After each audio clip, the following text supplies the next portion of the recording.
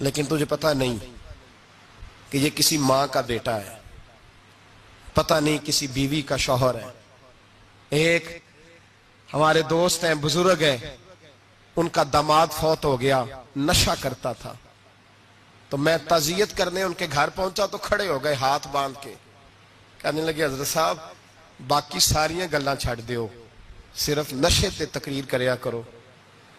वो जब जीता था तो तब भी उसके बच्चे यतीम ही थे, यतीम ही थे। मेरी बेटी जब मेरे घर आती थी और मैं अपने पोतों के उतरे कपड़े उसे पहनने को देता था तो मेरा कलेजा फटता था। और मेरी बेटी उसकी जिंदगी में भी बेवा की जिंदगी गुजार रही थी। वो मेरी बहुओं के उतरे हुए कपड़े पहनती थी। कोई दुआ करो, कोई जलसे करो, ये लत खत्म हो जाए। और कहने लगा अब मेरे वो चला तो गया है, दादा दादी इसके पहले कोई नहीं, चचा है कोई नहीं, जब तक तो मैं जिंदा हूं इन नवासों को कोई रोटी का लुकमा, कोई कपड़ा मिल जाएगा। लेकिन सोचता हूं मैं बूढ़ा हूं, मर गया तो इनको कोई पूछेगा भी नहीं, कौन इनकी खबर। इतना जुल्म इस कौम से, इतनी ज्यादती। और आराम से लिखकर लोग गुजर गए कि ये 70 लाख है, इनका दर्द तो समझो, तकलीफ तो समझो। 7 फुट का सोना जवान और नशे का आदी है तो किसी नाली में पड़ा हुआ है। और मैंने कहा उस कौम के साथ इससे बड़ा भयानक मजाक क्या होगा। कोई दानिशवर था बड़ा जालिम, उस जालिम से कोई मशवरा लेने आया। उसने आके कहा तू बड़ा जालिम है, बड़े कड़वे मशवरे देता है, मेरा एक दुश्मन है, मैं उससे बदला लेना चाहता हूं, मेरा दिल करता है उसका बच्चा कत्ल कर दूं ताकि वो तड़पे। तो जालिम ने कहा उसे कत्ल न कर, वो तो उसका बाप 2-4 महीने रो के चुप कर जाएगा। फिर मैं सख्त सजा देना चाहता हूं, मशवरा दे। तो उसने कहा उसके बच्चे को नशे पे लगा दे। जिसका बच्चा नशा करेगा वो बाप रोज मरेगा, रोज जिएगा, वो मां रोज मरे जिएगी, नशे पे लगा दे। इस कौम के साथ सबसे बड़ा जुल्म ये हुआ कि मिल्लत का जवान नशे पे लग गया, ड्रग्स पे लग गया। इतने तबाह हालात हुए कि जवान चढ़ती जवानियां, अम्मा ने किताब दे के भेजा था और कॉलेज से वापस आए तो नशे के टीके हाथों में पकड़े हुए, टीके। और आपके इस मुल्क के इस्लामाबाद में एक दिन मीडिया ने वो खबर भी वायरल की और वो चीज भी दिखाई लोगों को। 3 महीने का बच्चा लेके नशई सड़क पे आ गया। उसने कहा मेरा नशा खत्म हो गया, मेरा बच्चा खरीद लो, 2 पुड़ियां दे दो। तो वहां बीबियां जो सुन रही थी वो भी चीखे मार के रो रही थी। ये जुल्म किया इस कौम के साथ। और करप्शन की लानत ने इजाजत दी सप्लाई करने वालों को कि गली गली भेजे, गली गली। इन्होंने कुछ थोड़ा जुल्म नहीं किया इन हुक्मरानों ने। और हमारी ओपोजिशन, उसको न सिर्फ इतना पता है कि ये जाए और हम आए, इससे ज्यादा कोई गर्ज नहीं। भाई करप्शन के खिलाफ निकले हो तुम, नशे के खिलाफ किस दिन निकलोगे? जुए के खिलाफ किस दिन? कौम तो मर रही है नशे से, इसके खिलाफ मैदान में कब आओगे? सिर्फ इतना है कि ये जाए और हमारी बारी आए, इससे ज्यादा कुछ नहीं। जितने मुजरम वो है उतने ही तुम बनते जा रहे हो। इसलिए कि असल बात पर ना वो आते हैं और ना असल बात पर ये आते। भाइयों, मेरे नबी पाक सल्लल्लाहु ताला अलैहि वसल्लम। और एक और तमाशा है, ये मेरे पे अल्लाह का ये एहसान रहा, इसलिए नहीं कि मैं परहेजगार आदमी हूं, नेक हूं, इसलिए नहीं, वैसे ही अल्लाह बाज़ औक़ात असबाब बनाता है, सबब बनाता है। मुझे ना शराब के रंग का पता है, ना उसकी खुशबू का पता है, ना मैंने कभी जिंदगी में देखी है। ये करम है मेरे हजरत साहब का, मैंने नहीं देखी, मुझे नहीं पता कैसी होती है। कुछ बातें मैंने सुनी है। एक महफिल में मैं बैठा था मजलिस में, तो एक शख्स ने कहा खांसी नहीं जाती बच्चे की, दूसरा उसको मशवरा दे रहा है, खांसी नहीं जाती, बड़ी दवाई देसी भी फलां भी बड़ी खाई, मशवरा दिया उसको कि तू इस तरह कर, इसको ना शराब के 2-4 चमचे पिलाओ। कहते हैं जी इसको ना ये पिलाओ तो सही हो जाएगी। तो मैंने पलट के उसकी तरफ देखा, मैंने कहा कोई अकल कर, क्या मशवरा कर? मौलाना मेरा तजर्बा है। मैंने कहा तेरा तजर्बा अफजल है या रसूलुल्लाह का फरमान ज्यादा अफजल है? तेरा तजर्बा अफजल है। हजरत उम्मे सलमा रदी अल्लाह तआला अन्हा कहती है मैंने अर्ज की या रसूल अल्लाह सल्लल्लाहु अलैहि वसल्लम मेरी बच्ची बड़ी बीमार है, तो मुझे किसी ने कहा है ये थोड़ी सी नशे वाली चीज है, ये बना के तैयार करके दो, सही हो जाएगी। बीमार है बच्ची तो ये नशे वाली चीज है, इसको तैयार करके दो, थोड़ा नशा है। अगरचे बाज, मैंने शुरू में कहा, बाज लोग मरीज को, सख्त मरीज को ऐसी अद्वियात जो मजबूरी बन जाए उसकी गुंजाइश और इजाजत देते हैं। मोहतात उलमा तो उसमें भी बहुत सारी चीजें पहले बयान करते हैं, लेकिन उसने कहा जी निरा नशा देना है शिफा के लिए। तो हज़रत उम्मे सलमा कहती है मेरे नबी पाक ने मेरी तरफ देखा, मेरी तरफ। तो मैंने कहा या रसूलल्लाह आप क्या फरमाना चाह रहे हैं? तो नबी पाक ने फरमाया उम्मे सलमा कभी नापाक चीज में भी शिफा हुई है, कभी नापाक चीज में भी, कभी शराब और खमर में भी शिफा हो सकती है। शिफा रब करीम ने रखी है पर शहद के अंदर रखी हुई है, शिफा अल्लाह ने रखी है कुरान मजीद में रखी हुई है। तो इसमें भी कभी ये हुजूर ने बयान किया है कि इसके अंदर शिफा हो सकती, तो उम्मत कितनी दलेरी करती है जो ये मशवरे देती है कि उसके अंदर नशा है, शराब है, तो खांसी चली जाएगी, तो फलानी बीमारी चली जाएगी। ना आओ इन चीजों पे, ना अपने ईमान को खराबी दो और ना ऐसी बातें करो जिससे कि डायरेक्ट रसूलुल्लाह सल्लल्लाहु अलैहि वसल्लम के वाज़ेह इरशादात की मुखालफत हो। मेरे नबी पाक सल्लल्लाहु अलैहि वसल्लम ने फरमाया, और फिर कुछ लोग कहते हैं थोड़ी पी है जी।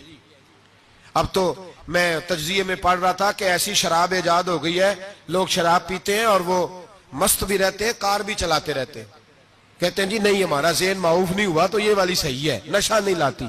मेरे नबी पाक सल्लल्लाहु अलैहि वसल्लम ने फरमाया जिस चीज की थोड़ी मिकदार, ज्यादा मिकदार हराम है, उस चीज की थोड़ी मिकदार भी हराम है। जिसकी ज्यादा मिकदार हराम है उसकी थोड़ी भी। तो खमर और शराब अगर फुल पीना जायज नहीं तो थोड़ी पीना भी जायज, ये हराम है और हराम थी और कयामत तक हराम ही रहेगी। मेरे नबी पाक सल्लल्लाहु अलैहि वसल्लम ने मना किया और हुजूर ने इजहार नापसंदीदगी फरमाया, और मैं 40 दिन तो इबादत ही कबूल नहीं होती शराब पीने वालों जब तक सच्ची तौबा ना करे। एक दिन सहाबा बैठे थे सारे, हजरत अबू बकर सिद्दीक भी थे, फारूक आजम भी थे, उस्मान गनी भी थे, ढेर सारी तादाद थी सहाबा की, सारे तशरीफ फरमा थे। हजरत अब्दुल्लाह इब्ने उमर रदी अल्लाह ताला अन्हु हदीस के रावी हैं और मुस्तदरक लिल हाकिम के अंदर, इब्ने हब्बान के अंदर यह रवायत मौजूद है। फरमाते सहाबा ना बात कर रहे थे और बात यह कर रहे थे कि यार लोगों को गुनाहों से कैसे रोका जाए, लोगों को गुनाहों से गुफ्तगू से सहाबा ये कर रहे थे। अब्दुल्लाह इब्ने उमर कहते हैं बैठे थे और ये गुफ्तगू कर रहे थे कि गुनाहों से प्लानिंग जी होती थी, उनकी जो महफिलें होती थी ना बैठ के, वो खुशगपियां नहीं होती थी बल्कि वो तबलीग की, जद्दोजहद की, लोगों को बुराई से मना करने के लिए बैठते थे, उस पर मनसूबाबंदी करते थे, प्लान करते थे, आगे तरतीब देते थे।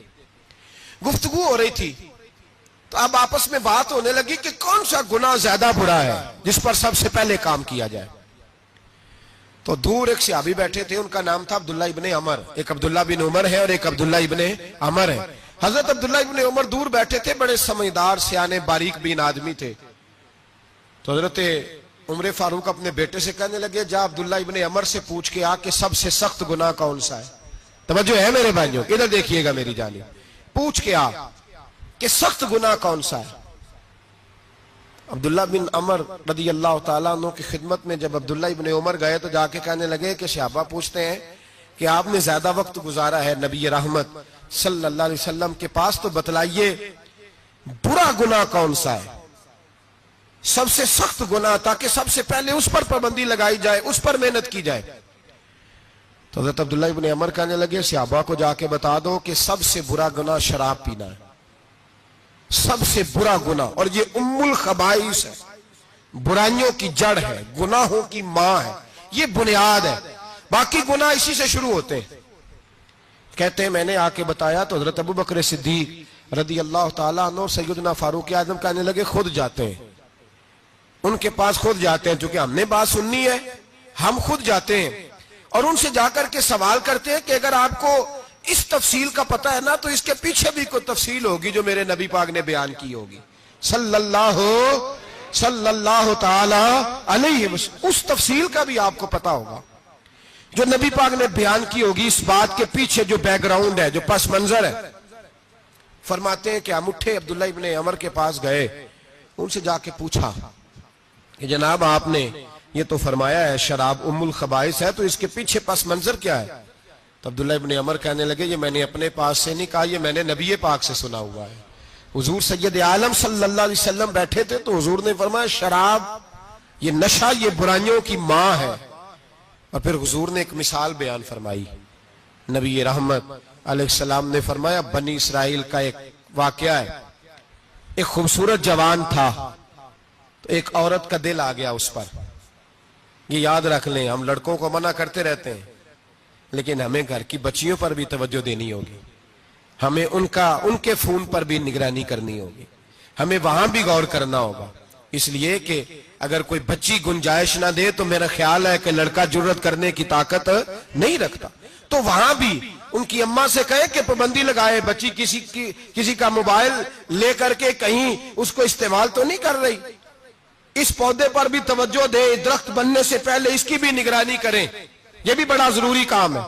औरत का दिल आ गया तो नबी पाक अलैहिस्सलातु सलाम फरमाते, उसने कोई बहाना लगाया, किसी को कहा कि उस नौजवान को बुला के लाओ, उसको कहो कि हमने कोई गवाही लेनी है तुझसे। वो नौजवान आया, एक कमरे में दाखिल हुआ तो अगले कमरे में ले गए, वहां दाखिल हुआ तो उससे अगले कमरे में ले गई, वो दाखिल हुआ तो इसी तरह 7 मुकफ्फल कमरों में ले गई। मेरे करीम रसूल, मेरे महबूब पाक अलैहिस्सलाम फरमाते, सहाबा को समझा रहे हैं मीठे लबो लहजे में, फरमाते जब सबसे पिछले कमरे में ले गई तो एक लड़का बंधा हुआ था वहां रस्सियों से, शराब का प्याला पड़ा हुआ था। और बीबी कहने लगी, कोई गवाही शवाही नहीं लेनी, तुझे इसलिए बुलाया है कि तेरे ऊपर दिल आ गया है, अब मेरे साथ मुंह काला कर। तो वो जवान कहने लगा, नहीं, मैंने अपने नफ्स को पाक रखा हुआ है, मेरी नजर भी पाक है, दिल भी पाक है, और उसकी बरकत यह है कि रब ने मेरी रूह को भी पाक रखा हुआ है, तो मैं ये हरकत नहीं कर सकता। पाक लोग पलीद कामों की जानिब तवज्जो नहीं करते, मैं ये हरकत नहीं कर सकता। इकबाल ने अपने बेटे को दुआ दी थी, उसने कहा था, हया बाकी नहीं है जमाने की आंख में, खुदा करे कि रहे तेरी जवानी बेदाग, खुदा करे कि रहे तेरी जवानी बेदाग। कहा मेरे साथ मुंह काला कर, उसने कहा मैं नहीं करता।